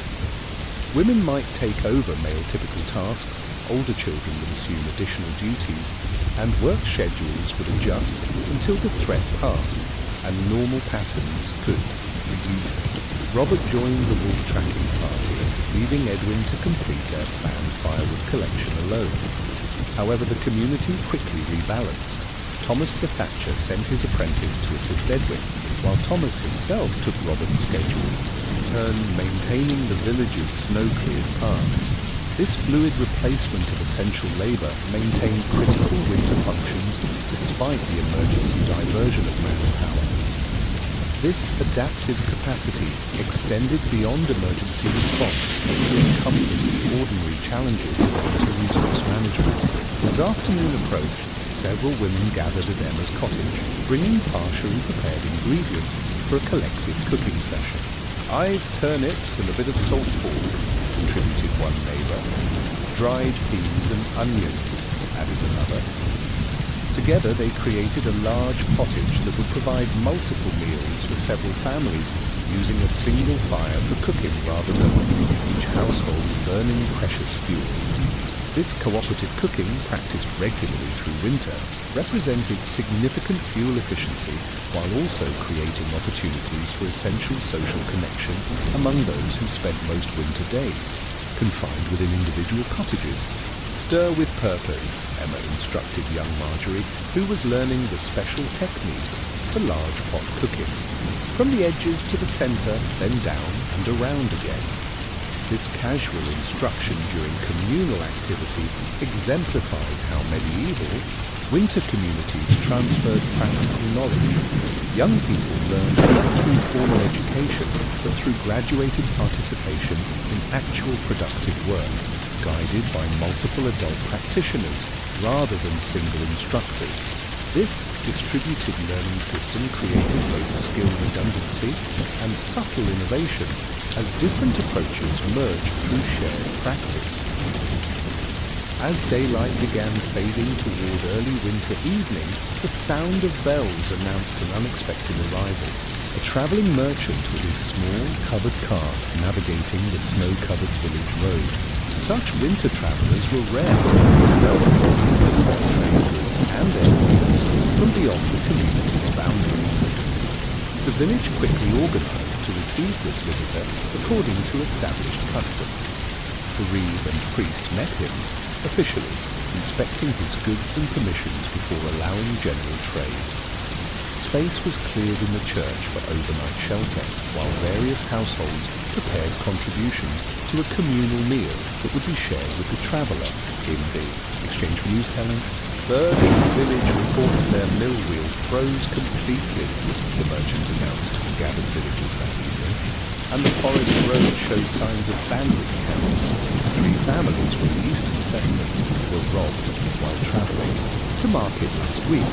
This information exchange served crucial defensive purposes, allowing communities to adapt to developing external threats. Winter travel dangers, resource availability in neighbouring settlements, weather conditions along major roads, all represented vital intelligence that helped local leaders make informed decisions about their own community's activities and precautions. The merchant's presence also activated the village's internal economic adjustments.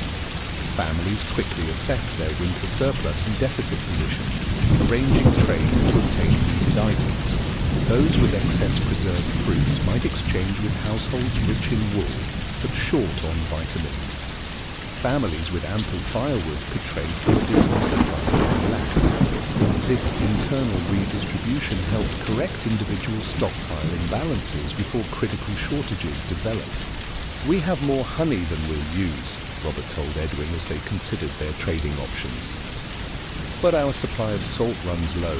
See if Martin's family would consider an exchange." These internal winter markets operated not primarily through currency, but through direct goods exchange, often with flexible valuation based on immediate need rather than strict equivalence. the community recognized that maximizing overall survival mattered more than individual profit-taking during winter's vulnerable period, creating more generous trading terms than might exist in summer abundance. As night settled fully over the snow-covered village, the community's fluid daytime formations resolved back into family units, each returning to their own path for evening activities. Yet the connections established through the day's interactions remained active. Promises of tomorrow's assistance, arrangements for resource sharing, plans for collective work that would resume with morning light. Inside their cottage, Emma's family gathered around the fire, joined by elderly Agnes, who had accepted their invitation to share the evening meal rather than heating her cottage for herself alone. This common winter arrangement benefited both households, providing companionship for the widow while allowing her to conserve precious fuel for times when visiting wasn't possible due to weather or illness. Tell us of winters past, William requested as they ate their portions of the communally prepared pottage. Was it colder when you were small? Agnes smiled, settling into her role as memory keeper. The winter of my 10th year brought snow deep enough to cover cottage roofs, she began, her voice taking on the rhythmic quality of practiced storytelling. We tunneled between homes like foxes in their dens. This intergenerational exchange represented another facet of multi-community function, preservation of a collective memory that contained both practical survival information and a psychological framework for understanding current hardships in historical context. Agnes's stories of winters survived reassured the children that current difficulties were neither unprecedented nor unsurvivable. Throughout the medieval village, similar evening gatherings occurred, each reinforcing the community bonds that had been actively demonstrated throughout the day. Winter evenings allowed reflection on this interdependence, with storytelling and conversation frequently emphasizing themes of mutual assistance, shared burden, and collective triumph over adversity. We endure because we endure together, went a common saying in many medieval communities. This simple phrase captured the essential wisdom that governed winter survival, the recognition that human warmth, the heat generated through social bonds and mutual care, provided protection that no individual hearth-fire could match. As night deepened and preparations for sleep began, the interconnected nature of the village maintained its protective function even as physical interaction ceased. Each family rested knowing that watchful eyes guarded the community, that morning would bring renewed collective labor, and that no household faced winter's challenges in true isolation. Emma banked her fire for the night, glancing at Agnes, who had fallen asleep in the warmth before the hearth. She quietly covered the older woman with a woolen blanket rather than waking her for the cold walk home. Another small adjustment in the community's fluid care system. Tomorrow would bring different needs and configurations, but the underlying principle would remain constant: survival through shared warmth, both literal and figurative. Outside, snow continued falling silently in the darkness, gradually transforming the landscape. Individual footpaths disappeared beneath the mounting white blanket, temporarily erasing the visible evidence of separate households and their distinct territories. By morning, the village would appear as a single entity against the white expanse, individual cottages connected by necessity into one communal organism, just as their inhabitants had joined their separate resources into a shared system of survival. This visible metaphor captured the essence of how medieval communities endured winter. Not through the strength of individual walls against the cold, but through the stronger bonds they wove between them. That's all for tonight, and I hope you enjoyed this historic perspective. And now, my dear fellows, sleep well. Good night.